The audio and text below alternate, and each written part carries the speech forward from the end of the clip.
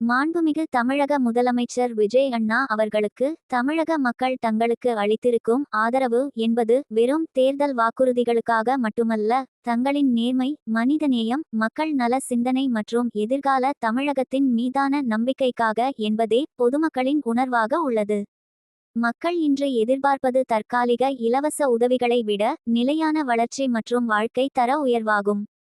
எனவே அரசு வழங்க திட்டமிட்டுள்ள சில இலவச நலத்திட்டங்களை மறுபரிசீலனை செய்து, அதற்கு பதிலாக உலக தரத்திற்கு சமமான இலவச மருத்துவ வசதிகள், அனைவருக்கும் சம கல்வி கிடைக்க இன்டர்நேஷனல் தரத்தில் அரசு பள்ளிகள் மற்றும் இளைஞர்களுக்கான வலுவான வேலைவாய்ப்பு உருவாக்கம் போன்ற நீண்டநாள் பயனளிக்கும் திட்டங்களை முன்னிலைப்படுத்த வேண்டும் என்பதே பலரின் அன்பான வேண்டுகோளாக உள்ளது.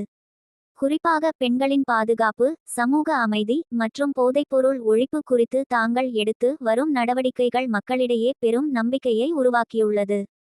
ஒரு நல்ல தலைமையின் அடையாளம் என்பது மக்கள் பாதுகாப்பாகவும் நம்பிக்கையுடனும் வாழும் சூழலை உருவாக்குவதாகும். அந்த நம்பிக்கையை தாங்கள் தொடர்ந்து வலுப்படுத்தி வருகிறீர்கள்.